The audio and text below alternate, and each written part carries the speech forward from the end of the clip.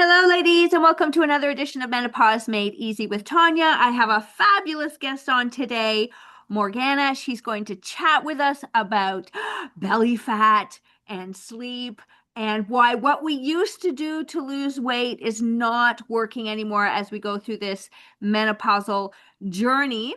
And Morgana is a former two-time world Latin champion dancer, ooh la la, turned female health coach who specializes in helping women in midlife master their hormones and weight through science backed hacks and holistic health. And we're all about holistic health here. And she is the founder of her company called This Isn't a Diet, because we don't diet here. We have our own unique diets, but we don't follow a diet.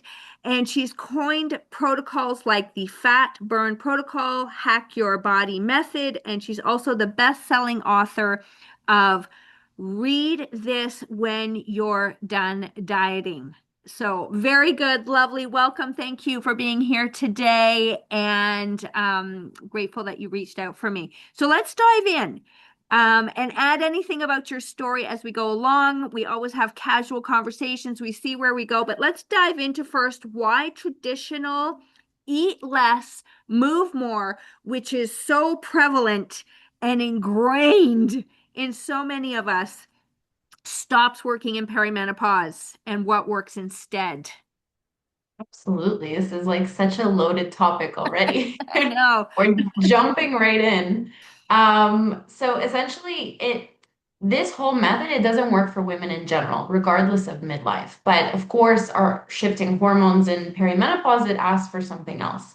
So the reason why I say it doesn't work for women in general is because the research that's been done on those methods, which we typically hear about, like keto, and we hear calorie counting and just hop on the treadmill for an hour and burn calories and all of these things which we see all over social media. We kind of know about it, we hear it through the loop. These methods were all tested on men. And that's because their hormones are very, very circadian. They happen the same every single day, whereas we as women, we follow more of an infradian rhythm, of course, until menopause hits. And so that's where the difference comes in. So they actually didn't include us in a lot of those research when they were actually doing those studies and then recommending it to everybody. So then now when women start to follow those sort of methods, that's where we see it, our hormones are getting messed up. There's some gut health issues. We're seeing that there's poor food relationships. Not to mention you're storing excess belly fat because a lot of these methods. And that's due to, it's like a symptom of that hormonal imbalance that's happening.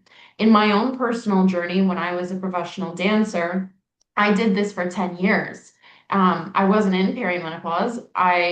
So that's why I'm saying it doesn't work for anybody. I tried this for 10 years. I gave myself a serious hormonal condition, adenomyosis. Mm. And that was my point where I was like, okay, I really need to learn what actually works for a woman's body and not just follow what's going on in social media. So, you can, of course, you might see short-term weight loss with a lot of these methods, but it's not sustainable long term. There's been so many Harvard studies that have been done that people actually gain more weight back 6 months down the line from when they started their diet. And that's because they've worsened their food relationships. They're now binging.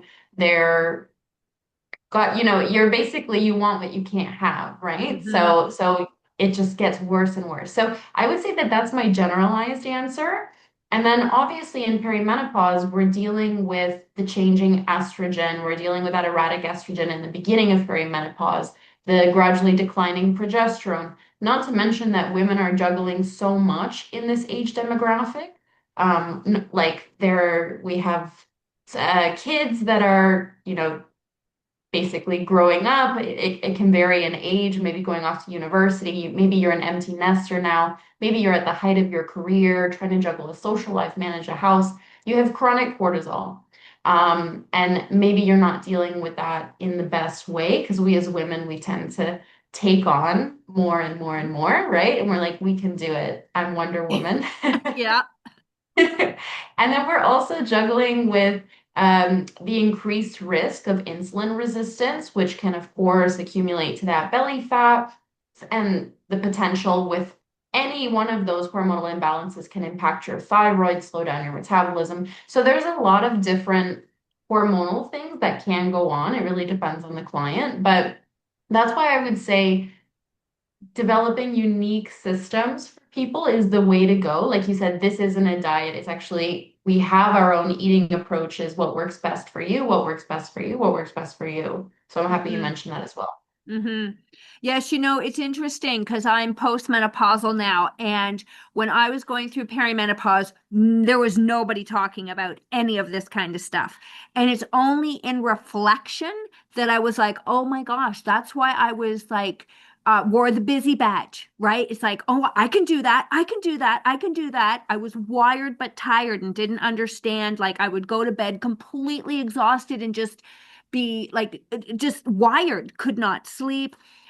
Definitely when I went to school, I was taught, like I went to university and college, taught calories in, calories out. That has been a model that is still in people's minds.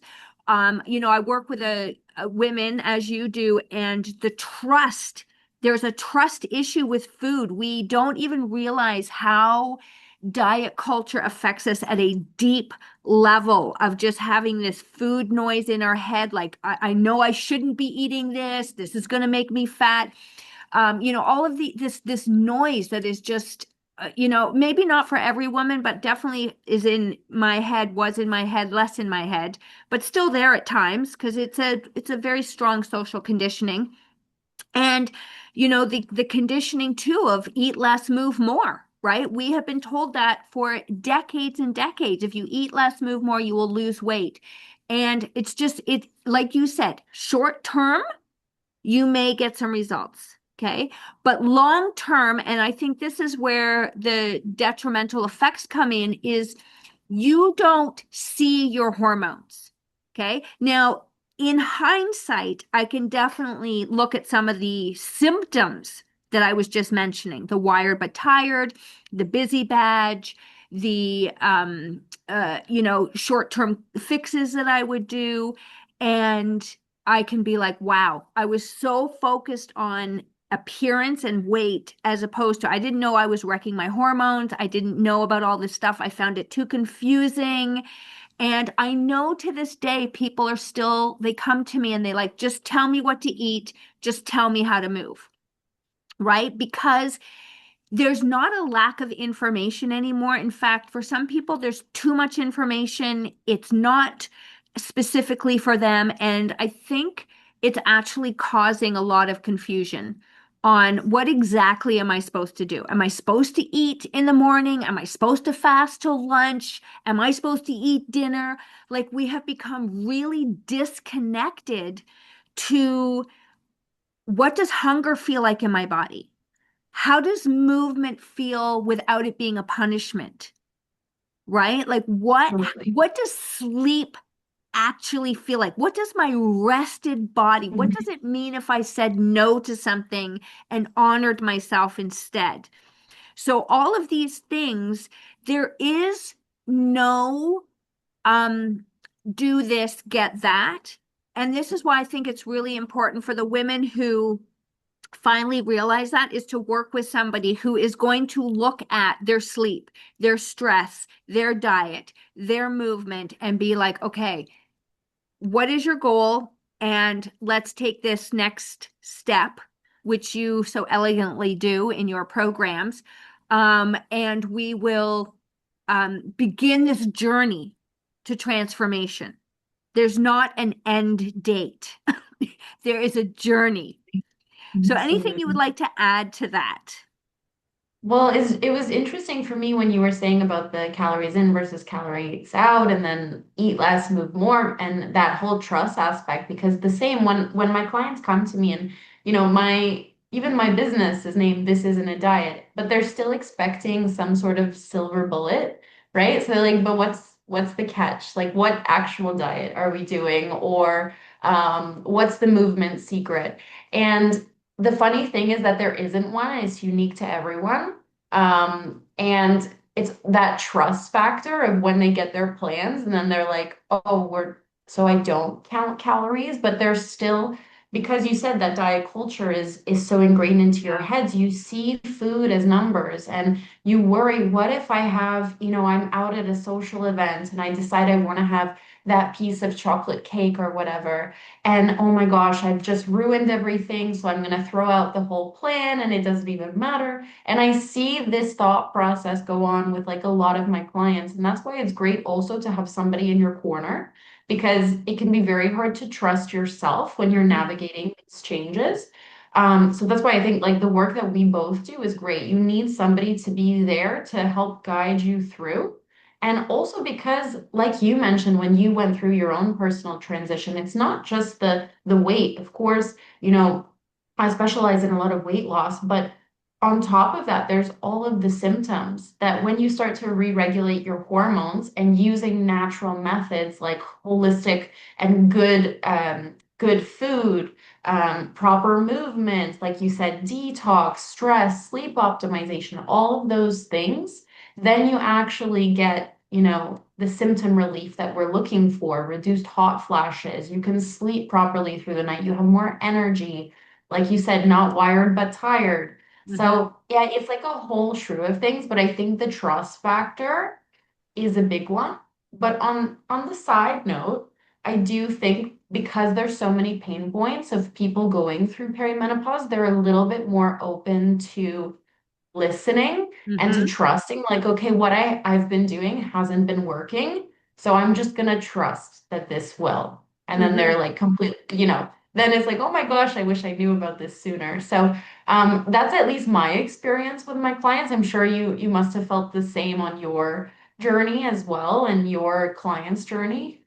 Well, you know what? It was interesting because I have a group coaching call this morning, and we were talking about, um, so I like what you said there in regards to when you become more open and you start to see how sleep affects eating choices. So Mhm. we were talking yesterday or today about how this weekend they were some of my clients felt tired, and so they were reaching for more immediate carbohydrates, sugary carbohydrates. It's not a food problem, it's a rest and are you filling your cup and getting enough sleep problem. So when you Absolutely. start to understand that food, just in this example, is because of something, not because you lack willpower, not because you're a bad person, but because you are feeling tired, then you start to be like, okay, well, what is my sleep? How am I inviting relaxation in today? How am I with my boundaries? Right. And when you start to look at this bigger picture instead of always being focused on food, food is a symptom a lot of the time. It is not um I know we all know to eat healthy. Like I really think most of us know eating fruits and vegetables is and healthy fats and good protein is better than, opening up a bag of Doritos. Okay. And I'm not saying that you can't ever eat Doritos, but I think what I have done through my clients and myself is, are you eating those Doritos because you're a reward? Are you eating them because you are depleted with energy? Are you eating them so it's because of something? Does that make Mhm. sense? And so No, it's not, oh my gosh, I shouldn't be eating these Doritos. It's more like, you know what? I'm exhausted and I'm going to um think about how my week's activities or not getting enough sleep is impacting this decision right now. I hope that's making sense absolutely. because now it's putting the ownership on your lifestyle as opposed to just focusing it on I'm such a bad person for eating these chips, which people still say. And I'm like, no, you're not. Let's talk about why you're eating them right now. And Yeah. sometimes you can eat them for pleasure, enjoy them, move on, and it's all good, right? And Exactly. that's a thing. We're not meant to demonize food either. There is a place for um foods that may not be considered, the best. There is a place for those in our diet. Food is very, social, and like there's a lot of good things about food. So I hope that help people understand that we are all unique, and it's important to look at our choices in a broader perspective than just being so myopic.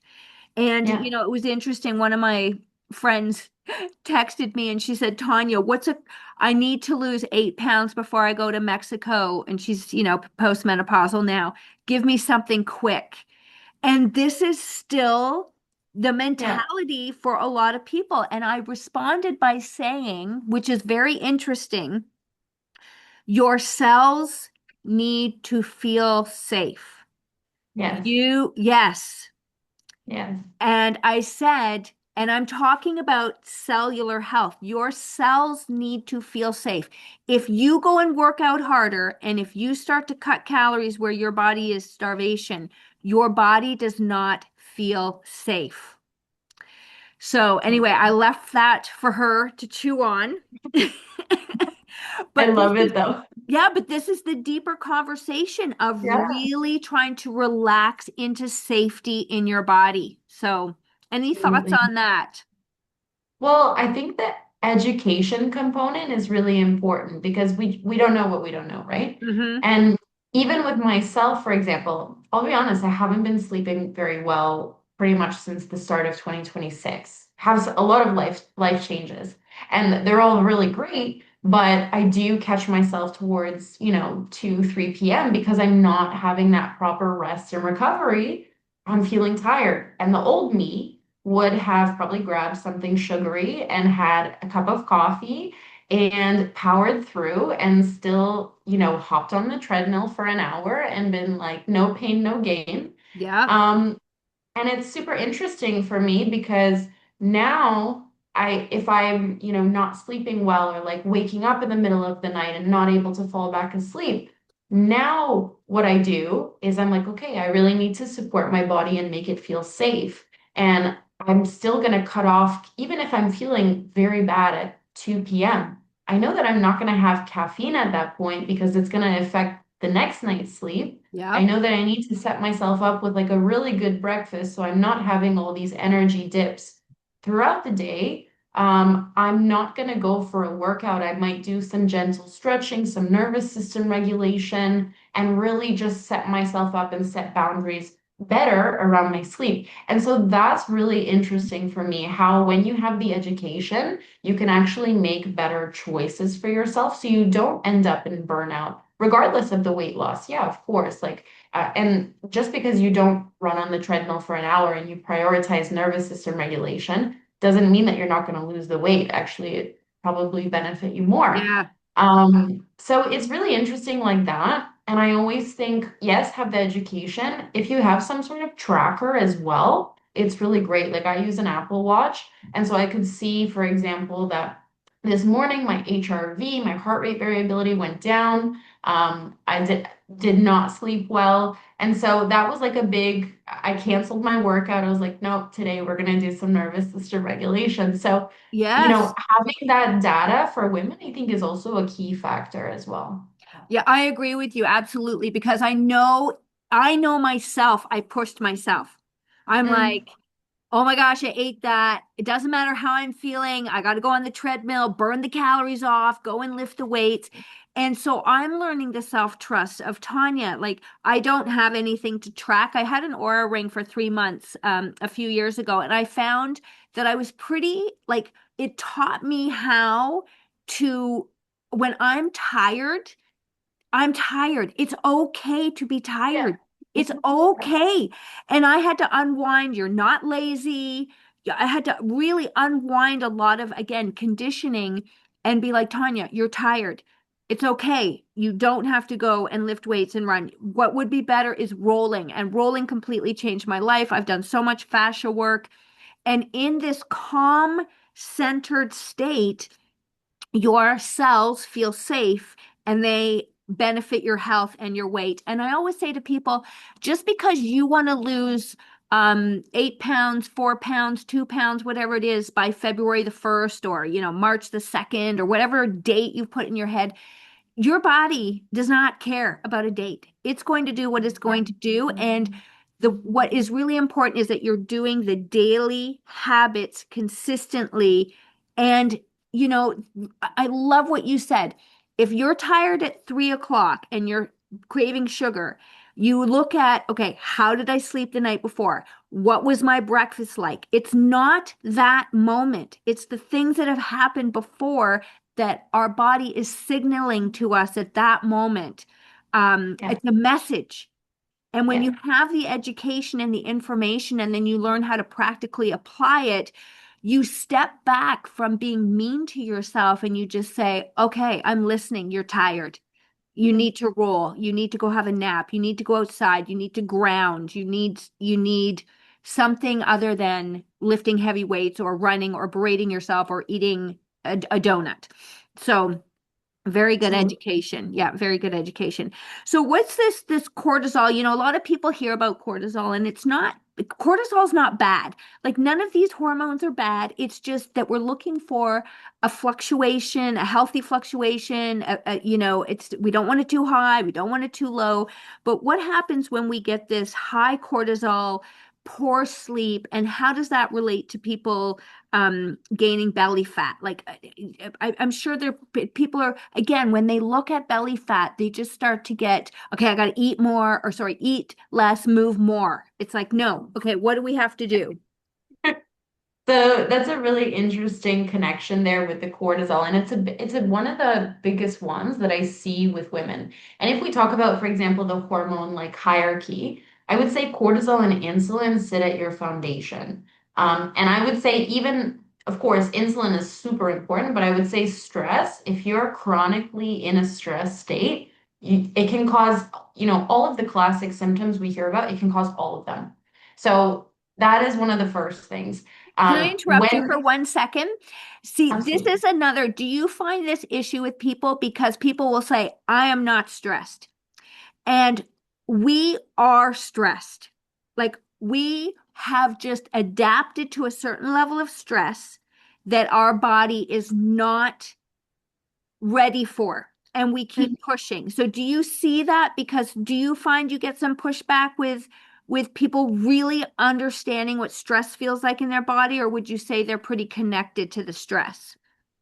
I would say that they admit that they have stress in terms of like their busy schedules and stuff, but usually they're like, I'm fine, I'm fine. And Yeah. it's funny because I'm the same. I had some testing done in September, and I was like, my cortisol is gonna be fine. I had an HTMA, and then they found that some of my ratios were off because I was really like chronically burnt out.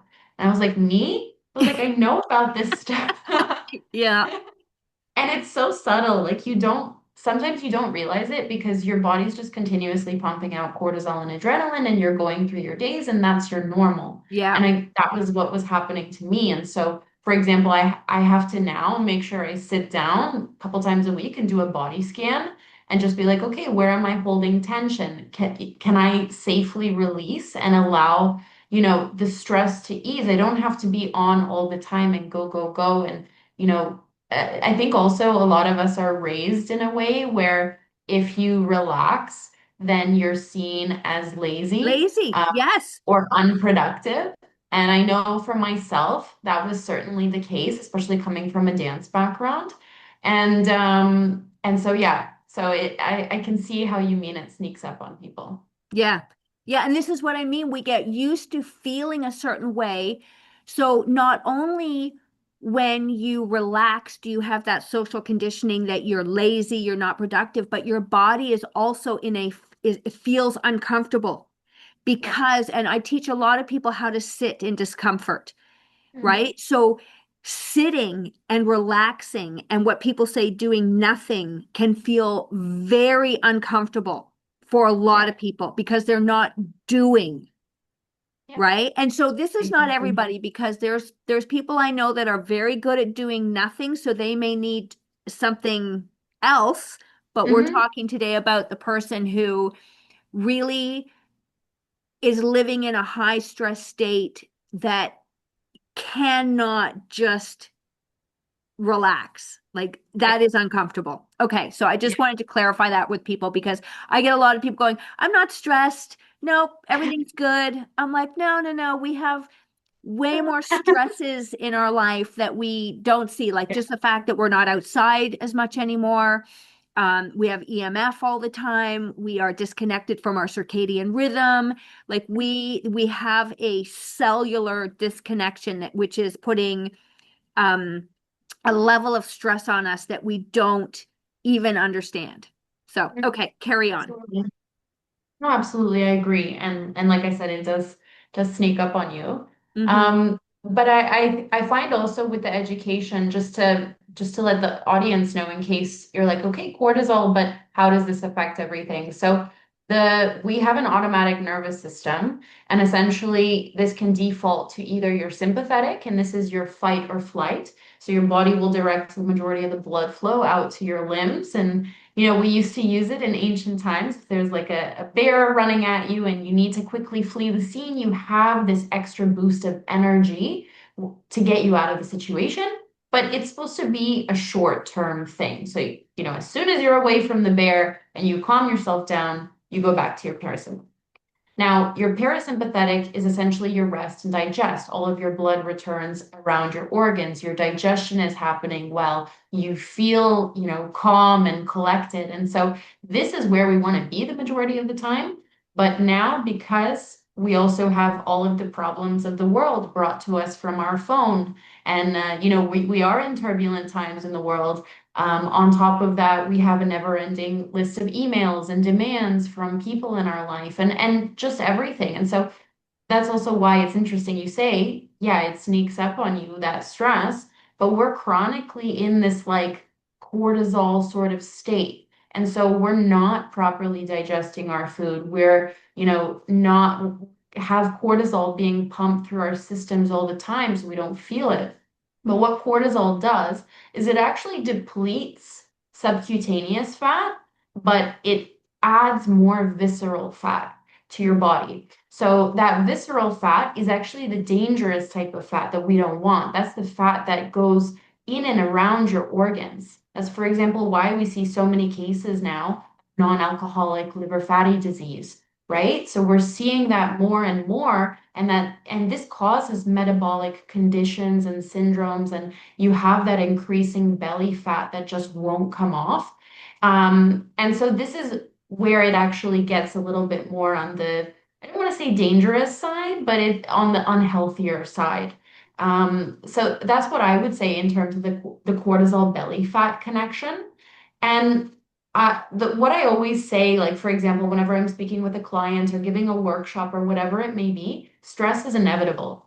You're not gonna, what's it called? Kick the kids out of the house. You're not gonna quit your job. You're not gonna, kick everyone out of your life and just be at peace and in the forest. That's not what's going to happen. We have to learn how to deal with it, how to prioritize ourselves. I think actually, I always talk about this, that perimenopause is a beautiful invitation to Mm. come back to yourself and to set boundaries around yourself and prioritize yourself. Because for so long, you've been raising your kids, you've been working towards a career, all of these things. So I think it's actually some of these symptoms are like warning signs, like, please love myself more type of Hmm. thing. Yeah. So that would be my immediate answer. Beautiful.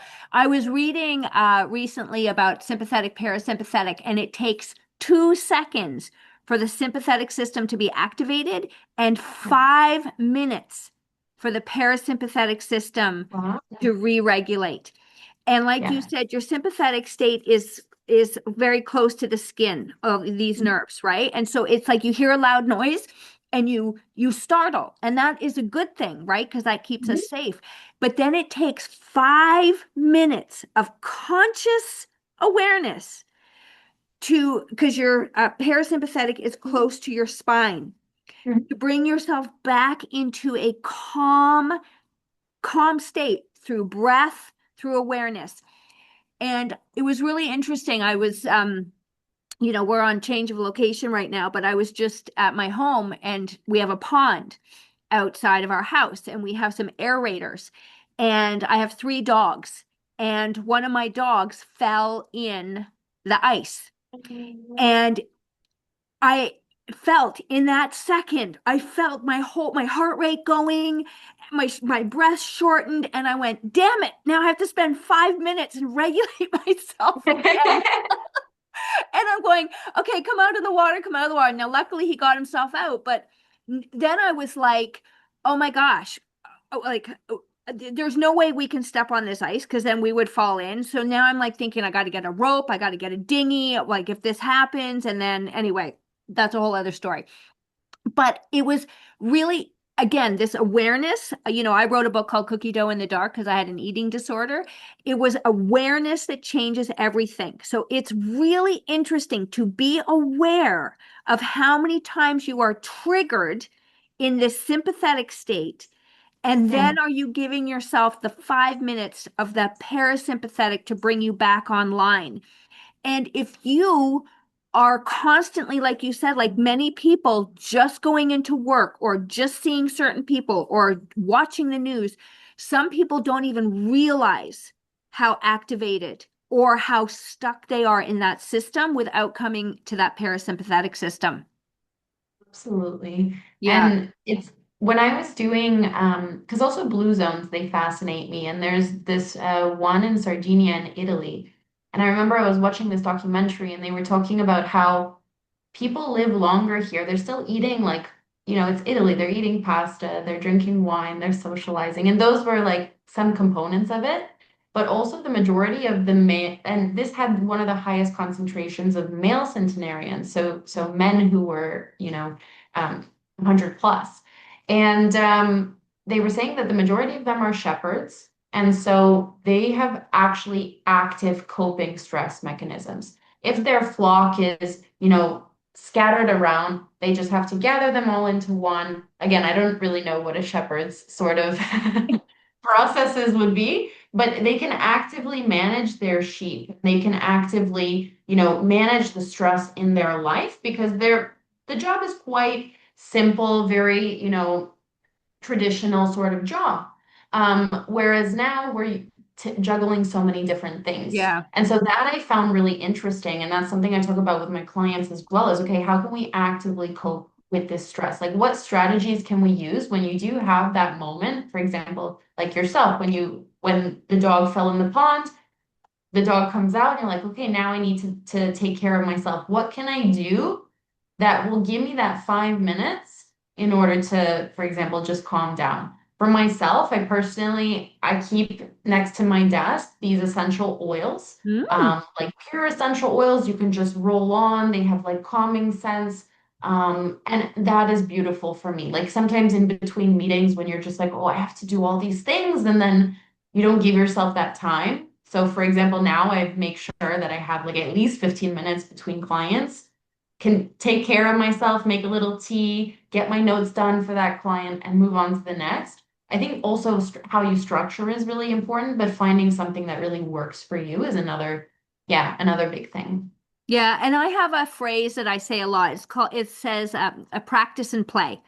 So there's no failing, there's no pressure. It's just practice. Practice. Like for example, you having that 15 minutes, oh my gosh, like my life would I that's my life now, but before I was back to back to back to back to back to back Yeah. and I got this adrenaline high, right? Yeah. And then one day I was like, "Oh my gosh, I am done with that."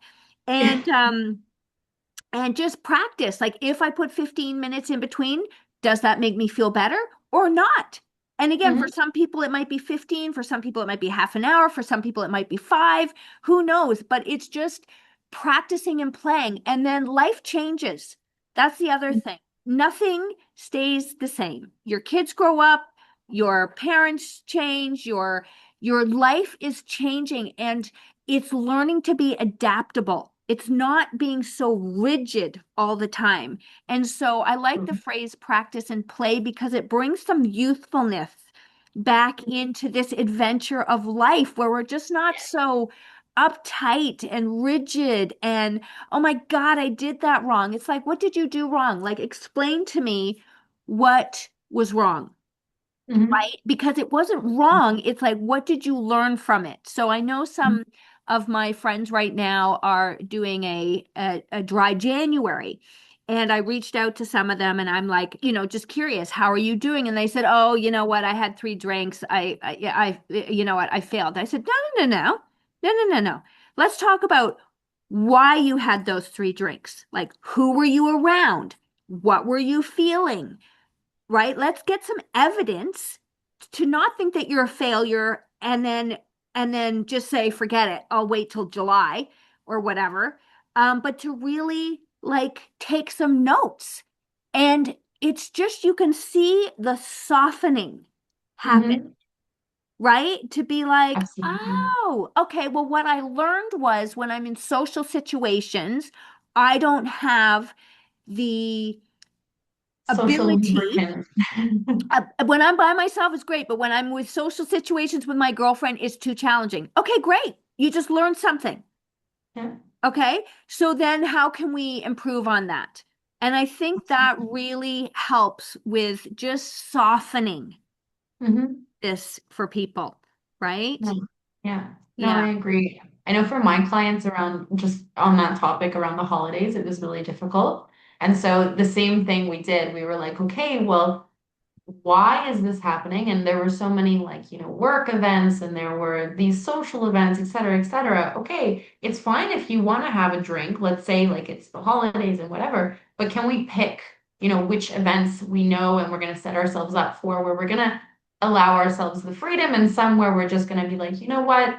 I would rather feel good the next day and prioritize and set my boundaries here. And so I think that also helps when you can kind of look at it and just strategically plan out your week. I'm a big planner, so that's Yes. just how I operate. I know some people are a little bit more spontaneous, but it depends on the person as Well, well. and I think just from looking at my journey is that the more I come into the mindset of practice and playing, the less boundaries and strictness I feel.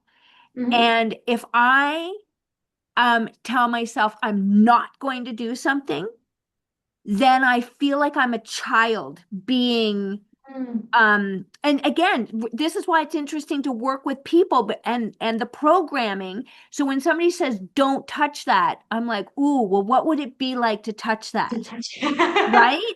Whereas, so I think it's always interesting, and this is why it's great to work with clients because they will say things and you're like, wow, like I didn't think of it that way, and have them be coming up with their strategies instead of saying, okay, you can't eat cake, right? Like it's just again, I think it's this letting go of that diet culture.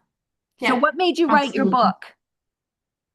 Oh, well, it was actually an interesting thing because I was reading all these different systems when I was trying to heal myself. Like it was my first client, let's say. And actually now I'm 3 years growth free, so I'm really happy about that. But I would read a book, for example, about blood sugar, and then I would read a book about hormones, and I would read a book about detox, and I would read a book about gut health. And I was like, okay. And I would have all these amazing information I wanted to try. But I was trying like 30 different things every day. I was like, I don't know how these systems are connected. I don't know how, doing this is going to benefit my hormones. And, when people write books, it's often very specialized into one. But I'm very analytical and I needed to understand how this plays into this and what can we do, what hacks can we use that really benefit all of them at once. So that way you can have a sustainable, realistic lifestyle, not just it's also unhealthy to go to the other end of the spectrum where you're really just trying to be healthy all the time, right? Mm-hmm. So that's what the book is basically. It there's sections on the blood sugar, the hormone health, the gut health. There's an extra chapter at the end on raising your vibrational frequency through, a clean sort of lifestyle. So that's basically it's all about, and it uses those biohacks, which I absolutely love, to tie everything in together. So that way you have, let's say, 7 or 8 hacks at the end, which connect to all of them. And that way you can start implementing and seeing results right away. Like I had this one person who contacted me recently and she was like, I lost 4 kilograms from your book alone. And I was like, that's amazing. Like hearing things like that is, it's why we do what we do, Yeah. right? Mm-hmm. And just having that education factor, like we're unfortunately not taught this um from a young age. So just putting some more information out there, I think that was really important on my healing journey, and then hopefully it helps some other women out there. Nice. Very nice. Yes, I think it's important that both of us, we had a problem, right? And then we dug deeper, and mine was about emotional eating Mhm. and uncovered it and helped other people. And I Yeah, get a lot of pleasure in that. It's a beautiful thing absolutely. to, make somebody's life better. Lovely. Yeah. Perfect. Well, any last words that you would like to share, and also where people can find you and your book? Yeah, I would say that just around the stigma of perimenopause and the transition that you're going through. I know it can feel really lonely. I know it can feel really difficult at times, and like your body's kind of getting the better of you. But like we were talking about, they're all warning signals. It's your body trying to communicate with you. And so that's your invitation to lean in and to listen to that and to seek support where you need it. If, for example, you feel you're not being heard by your doctor, by your GP, or people are just dismissing your symptoms, it's great that you have professionals in the field who actually now, like now there's so much more research about it that there are holistic solutions that can Hmm. really help. And so that's what I would say. If you do want to contact me, my Instagram is at Shed with Morgana. My website is thisisanadiet.com. And I would also love to offer your community 30% off my 60-day shed if you just email me podcast, PODCAST, and my email is Morgana, Morgana, at thisisanadiet.com. Perfect. Lovely. Well, it's been a pleasure chatting with you today. And I just love that, we've released the stigma because it was a very quiet, nobody talked about, time of life. And I'm even finding that with the younger generations, just talking about periods. And again, it Mhm. used to be such a like, don't tell anybody, hide your tampon, right? Like Yeah. just lifting the veil of just being able, such a natural process that we're all going through, and to really help each other, right? We're just here to help you get better. And I say to people, when I need something done with my car, I go to a mechanic. I don't grab a book and try and Yeah. figure it out myself. When I need my will written or legal help, I go see a lawyer. Yeah. And I think our bodies are, well, I know our bodies are just so complex and Mhm. fascinating. And Yeah. there are, you and I are two of a lot of people who, I mean, I've just devoted, over 3 decades of my life so far to really understanding this beautiful Mhm. being. And so there is no shame in asking for help, because Absolutely. we don't learn, like you said, we do not learn about all of our body systems and how they're connected mentally, physically, spiritually, emotionally. So Mhm. seek out the person that resonates with you, and health is it, everybody. Health is it. That's it. Yeah. So I agree 100% to yeah. everything you said. Yeah, perfect. Well, thank you for our beautiful conversation today. Thank you, lovely Thank listeners, you. for listening today.